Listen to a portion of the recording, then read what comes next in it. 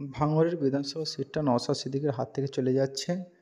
ভাঙড়ের বিধানসভা সিটটা 2026-এ তৃণমূল কংগ্রেস অর্থাৎ মমতা ব্যানার্জির পার্টি জয়লাভ করবেন এবং তিনি বিপুল ভোটে জয়লাভ করবেন।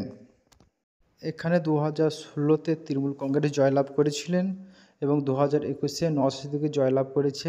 তার কারণ হলো তিনি জোটের সঙ্গে লড়েছিলেন, সেখানে সিপিএম প্রার্থী দেয়নি। আর সিপিএমে 2016-তে ওখানে ভোট ছিল 80,000-এর প্লাস, তাই সেই ভোটটা নওশাদ সিদ্দিকীর সঙ্গে প্লাস হয়েছে এবং নওশাদ সিদ্দিকীর কিছু ভোট নিয়ে কাটাকাটি হওয়ার মাধ্যমে নওশাদ সিদ্দিকী জিতে গিয়েছেন। কিন্তু এবার নওশাদ সিদ্দিকী স্পষ্ট বুঝতে পারছেন যদি জোট না করে, যদি জোট না হয়, তিনি এই বিধানসভা সিটটা হাতছাড়া করে ফেলবেন। তাই তিনি বিমান বসুকে আগেভাগেই চিঠি লিখেছেন জোটের জন্য এবং আগে থেকে এই কারণে লিখেছেন যে জোট যদি হয় তাহলে পরে সেখানে প্রচারটা করার সুবিধা হবে। তাই তিনি আগেভাগে বিমান বসুকে চিঠি লিখেছেন, কিন্তু এই ব্যাপারে বিমান বসু বা কংগ্রেস কোনো প্রতিক্রিয়া দেয়নি। যদি বিমান বসু বা কংগ্রেস যদি জোটে না আসে, তৃণমূল কংগ্রেস এখানে 100% জিতবেই আর নওশাদ সিদ্দিকী ভাঙড়ে হারবেন, এটা 100% নিশ্চিত।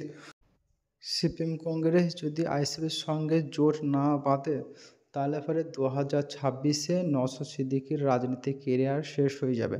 2021-এ যেমন রাজনীতিক কেরিয়ার শুরু হয়েছে, ঠিক সেইভাবে 2026-এ নওশাদ সিদ্দিকীর রাজনীতিক কেরিয়ার শেষ হয়ে যাবে এবং এখানে যে ভাঙড়ে থেকে তিনার উত্থান হয়েছিল সে ভাঙড়ে তিনার পতন হবে এবং সেখানে তৃণমূল কংগ্রেস বিপুল ভোটে জয়লাভ করবে। যদিও জোট করে তবুও নওশাদ সিদ্দিকী এই ভাঙড় সিটে হারার সম্ভাবনা খুবই বেশি, কারণ নওশাদ সিদ্দিকী এই ভাঙড় সিট থেকে 2021-এ জিতেছে, 26-এ ভাঙড় থেকে জিততে পারবে না।